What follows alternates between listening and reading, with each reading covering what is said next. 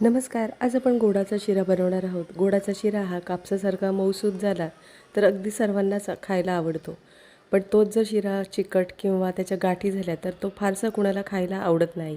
तर आज आपण अगदी कापसासारखा मऊसूत असा गोडाचा शिरा बनवणार आहोत. तर हा गोडाचा शिरा कसा बनवायचा तो आज आपण या रेसिपीमध्ये पाहणार आहोत. 1 वाटी रव्यासाठी आपण इथे 3 वाटी पाण्याचा वापर केलेला आहे. पाणी आपण उकळून घेणार आहोत. ज्या वाटीने आपण रवा घेतला त्याच वाटीने अर्धी वाटी आपण इथे साजूक तूप वापरलेलं आहे.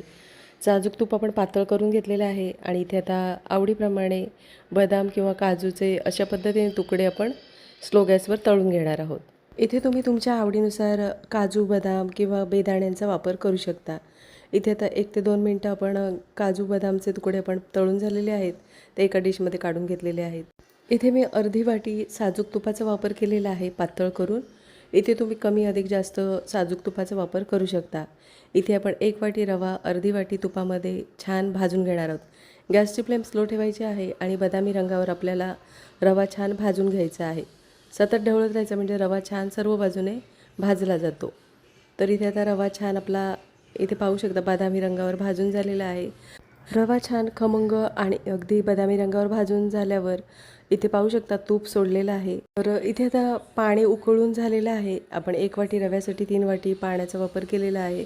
तर इथे उकळलेल्या पाण्याचा वापर करायचा आहे. त्याच्यामुळे गॅसची फ्लेम एकदम स्लो ठेवायची आहे आणि थोडं थोडं पाण्याचा वापर करून रवा व्यवस्थित असा मिक्स करून घेणार आहोत म्हणजे शिऱ्याच्या गाठी होत नाही. तर इथे आपण 3 वाटी पाण्याचा वापर केलेला आहे. पाणी हे उकळूनच घ्यायचं म्हणजे रव्याच्या गाठी होत नाही. तर इथे आता पाण्यामध्ये रवा आपण व्यवस्थित असा मिक्स करून घेणार आहोत. तर इथे आता पाण्यामध्ये रवा मिक्स करून झालेला आहे. रवा एकदा आपण आता ढवळून घेणार आहोत. तर इथे आपण आता काजू, बदाम जे तळून घेतलेले आहेत तुपामध्ये त्याचा वापर करायचा आहे. इथे आवडत असल्यास तुम्ही केशरचा सुद्धा वापर करू शकता. केशरमुळे छान असा रंगसुद्धा येतो आणि चवसुद्धा छान येते.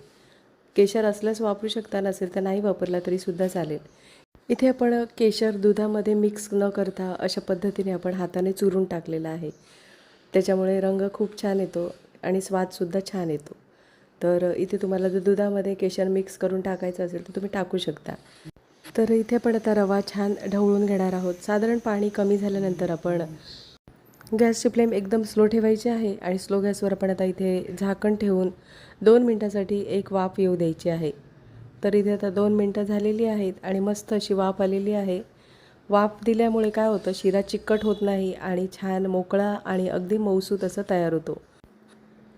तर इथे आता रवा आपण एकदा ढवळून घेणार आहोत.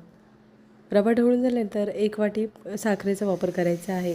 ज्या वाटीने आपण रवा घेतला त्याच वाटीने आपण इथे साखरेचा वापर केलेला आहे. साखरेचा वापर तुम्ही कमी अधिक जास्त करू शकता. तर इथे आता आपण रव्यामध्ये साखर व्यवस्थित अशी मिक्स करून घेणार आहोत. साखर पूर्णपणे विरघळल्यामुळे काय होतं, रवा थोडासा पातळ होतो. एकदा अशा पद्धतीने ह्या प्रमाणामध्ये असा हा शिरा बनवून बघा. अगदी कापसासारखा मऊसूत आणि अगदी जिभेवर ठेवताच विरघळणारा शिरा तयार होतो. 2 ते 3 मिनिटासाठी आपण इथे आता स्लो गॅसवर वाफ दिलेली आहे आणि ते झाकण काढून पाहू शकता छान असा गोडाचा शिरा तयार करून झालेला आहे. अगदी प्रसादाला बनवतात तसाच हा गोडाचा शिरा तयार होतो. फक्त आपण इथे दुधाचा वापर न करता पाण्याचा वापर केलेला आहे. काहींना दुधाची ॲलर्जी असते किंवा काहींना दूध आवडत नाही. अशा पद्धतीने जर हा शिरा बनवलात तर नक्कीच अगदी आवडीने खाल असा हा मऊसूत गोडाचा शिरा तयार होतो. नक्कीच एकदा अशा पद्धतीने या प्रमाणात हा गोडाचा शिरा बनवून बघा आणि कमेंटमध्ये मला नक्कीच सांगा. तर हा शिरा तुम्ही अगदी सकाळच्या नाश्त्याला किंवा अगदीच काही सण समारंभ असेल तर असा हा गोडाचा शिरा तुम्ही बनवून नैवेद्यसुद्धा दाखवू शकता. तर इथे आपला हा गोडाचा शिरा छान तयार करून झालेला आहे.